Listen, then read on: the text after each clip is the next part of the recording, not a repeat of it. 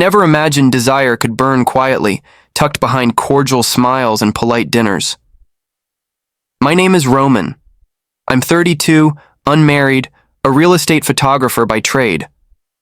Last fall, I was hired to document a lavish suburban house, white, columns ivy draped across brick, windows reflecting late afternoon gold. That's when I met Elise. Elise, early 30s, wore silk like it was painted onto her skin, lips full, voice velvet. Her laughter came easily, lingering in the air like incense. She offered coffee while I adjusted lenses, brushing fingers against mine, pretending clumsiness. I knew married women. Flirtations usually tiptoed around caution. Not Elise.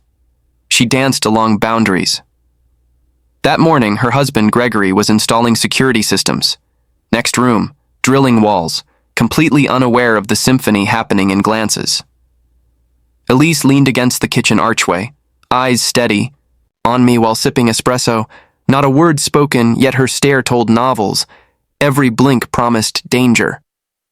Every smile tempted sin. By noon, I was capturing hallway shadows and catching perfume trails that didn't belong to the house. Elise moved silently, always nearby. At one point, I turned from a shot of the staircase and found her behind me, inches apart, no flinch, no apology. Just breath mingling with mine, hearts beating too fast for coincidence. "I love how you see light," she whispered. Her hand brushed my arm. Featherlight, slow. My pulse betrayed me. Still, I stepped away, half muttering about camera settings. She didn't stop watching. Her pupils shimmered like secrets she couldn't wait to share. The final straw arrived when Gregory called her. He needed help in the garage. She left with a knowing look, hips swaying like a metronome of lust. I packed equipment slowly, thoughts spiraling. Should I finish and leave? Ignore everything? But I didn't. I waited. Elise returned minutes later, cheeks flushed, hair slightly askew. She locked the front door without speaking. Then she turned to me, barefoot now, her blouse slightly open. I stood frozen, gear in hand, suddenly aware of every beat in my chest. She walked forward, taking the camera from me, placing it on the side table without care. "Don't speak," she murmured. I didn't. Her kiss came soft but deliberate, hungry, desperate. Our mouths met like colliding stars, and time dissolved into warmth. She pushed me against the wall, fingers tugging at my belt, breath hot on my neck. Behind the drywall, Gregory hammered away, clueless. My hands found her waist, her thighs, her heat. We moved like dancers on fire, careful not to moan, careful not to fall. Her skin was satin, her body a poem I couldn't stop reading. I was drowning, willingly. We lost ourselves in stolen moments, bodies pressed, lips addicted. It wasn't right. It wasn't forgivable. But in that moment, nothing mattered, except her. When I stumbled out of her embrace, hours felt like minutes. The room hadn't changed, yet I had. Elise adjusted her dress, calm as if nothing had unraveled between us. I couldn't breathe right. Her scent clung to me like guilt. She smiled, again, soft, satisfied, smug. "You're addictive," she whispered, fingertips trailing down my arm. I caught her hand mid-air, wanting to say something, anything that could anchor me back to reality. But her lips silenced me again, claiming my mouth in a slow, lingering kiss before she vanished upstairs. My legs refused to move. I stayed frozen near the foyer, heart pounding. Next door, Gregory's footsteps echoed faintly. He was humming. Carefree. Oblivious. I picked up my gear, hands shaking. The house felt too small now. Her laughter from earlier haunted the walls. Every surface we touched became a reminder. Every breath tasted like betrayal. I left without a word. The door shut, behind me like a secret sealed, but I wasn't free. That night I tossed in bed. Elise haunted every dream. Her voice, her warmth, her boldness, nothing like anyone I'd known. My conscience whispered warnings. Still, when her message buzzed across my phone screen past midnight, I read it 3 times. Come tomorrow. Same. Time. Don't knock. I didn't answer. I should have deleted it. I didn't. I stared at the screen like it held gravity. The next day, clouds draped the sky. Rain slicked roads. Still, I drove back. My excuses wrote themselves. Forgotten. Tripod, lighting recheck, maybe an editing discussion. I parked one house over. Stepping into her home again felt surreal. Elise stood at the staircase, barefoot, wrapped in an oversized cardigan barely covering lace beneath. She said nothing. Just beckoned. I followed. Her bedroom was nothing like I expected. Neutral colors, a large canopy bed. A wedding photo rested on the nightstand. Her smile in that frame stung. I turned away. She shut the door softly, then locked it. No words, just fire. She pulled me in, no hesitation. Her kisses deeper this time, laced with something darker. Need, hunger, maybe defiance. Her fingers tugged my shirt up while mine ran through her hair. Every motion burned. We fell to the bed like thunder crashing. I tasted her moans behind muffled lips, biting back every sound, afraid Gregory might walk past. The risk was the high, the danger fed the heat. We moved beneath sheets like secrets twisting in silence. She gasped my name, first time aloud, sending shivers down my spine. Afterward, we lay tangled, breathless. Rain tapped the window. My chest heaved. Her head rested there, eyes closed, skin warm. "What are we doing?" I asked finally. She opened her eyes. "Something we shouldn't. Something I can't stop." Neither could I. Days blurred. Every morning I swore I wouldn't return. Every afternoon I found myself circling Elise's street, cursing my weakness, needing her more. We weren't just playing with fire. We were setting everything around us ablaze. She messaged often. Short texts, simple phrases, always commands, never questions. "No bra today. Park around the corner. He's working late." I obeyed like a man possessed. Elise had become more than lust. She was my obsession.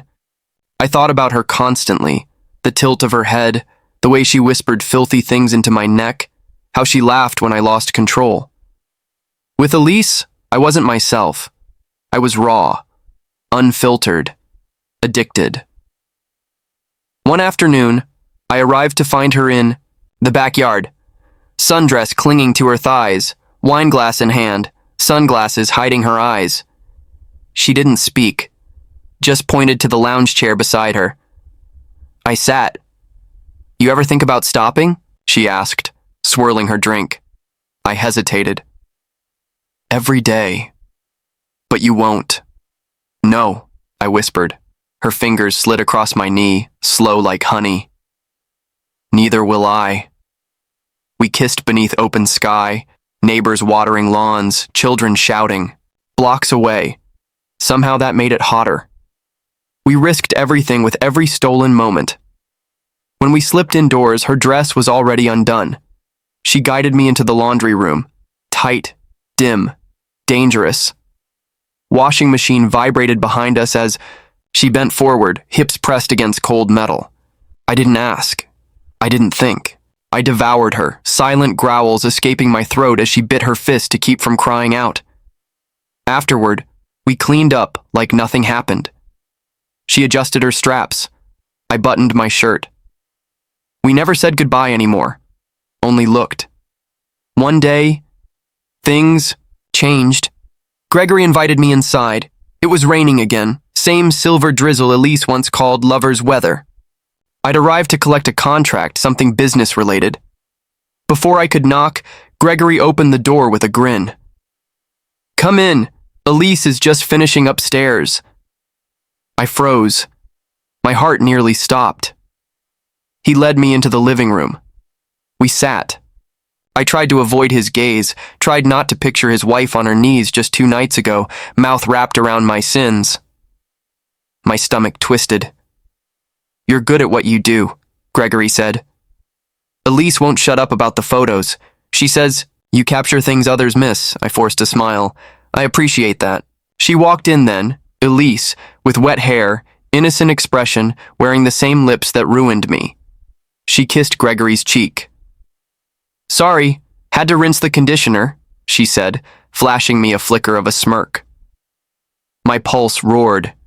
She sat, across from me, legs crossed, no bra under her sweater. Gregory didn't notice. I did. Every shift of her hips screamed temptation. I bit the inside of my cheek. The three of us talked, laughed, pretended, but beneath every word, between every glance, there burned an invisible rope pulled tight between Elise and me, tension growing, threatening to snap. I left their house with sweat down my spine. Elise's perfume lingered in my lungs, warping my thoughts, choking my reason. Her presence was now stitched into my skin. Every moment we hadn't been touching felt like starvation. Back at my apartment, I stared at my reflection, sunken eyes, flushed cheeks, a hollow man shaped by hunger. This wasn't romance, it was madness wearing silk. The next morning, her message arrived with one word: now. I shouldn't have gone, but I did. I parked in the alley. Entered through the kitchen door she'd left cracked, like always. The hallway felt different this time. Quieter, tighter, like the walls were listening. Elise stood in the guest room, wrapped in a robe that barely clung to her curves. Her hair messy, pupils wide, voice shaky. "He's upstairs. Took cold medicine. Sleeping deep. We have an hour." My pulse exploded. "You sure?" She grabbed my collar, pulled me to her mouth. "Shut up." Her lips stole every answer. She led me to the downstairs bathroom. Tight space. Mirror fogged quickly. I lifted her onto the sink, tore open her robe.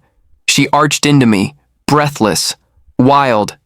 Our bodies clashed in rhythm, wet heat and glassy eyes, locked. Her moans turned into whimpers. I buried mine against her neck. Midway through, a sound stopped everything. Footsteps. Slow. Uneven. From upstairs. Elise froze. I covered her mouth. We held our breath. Then silence. We waited. Seconds stretching. Into infinity, the steps retreated. A door creaked shut. We didn't speak. We finished quickly, urgently, guilt a dagger pressing under our ribs. Afterward, Elise dressed fast, hair knotted, robe tossed aside. I tucked my shirt, still shaking. She grabbed my wrist before I left. Her eyes were different. "He's starting to suspect." I blinked. "How do you know?" He asked why the sheets smelled different yesterday. He never notices things like that. A beat passed. "What are we doing, Elise?" She looked away. "I don't know, but I need it. This." We stared at each other like addicts, unable to quit, unwilling to stop. I touched her cheek one last time, then slipped through the side door. That night, Gregory called me, said Elise was missing. My chest collapsed. I drove back to their home, headlights off, nerves frayed. Police lights flickered down the street. Gregory stood in the driveway, frantic. I joined the search like everyone else. Hours passed, no sign, until the officer found her phone, behind the garden fence, then the bloody slipper, near the storm drain, then the robe, torn, abandoned, clinging. To a thorn bush, my mind spiraled. I'd left her alive, whole, breathing. Now she was gone. Gregory broke, cried openly. I held him, lied to him, burned in silence. 2 weeks later, an anonymous envelope arrived at my door. Inside, a photo. Elise, alive, smiling, next to a man I'd never seen, no return address, just one sentence scribbled in sharp, elegant pen.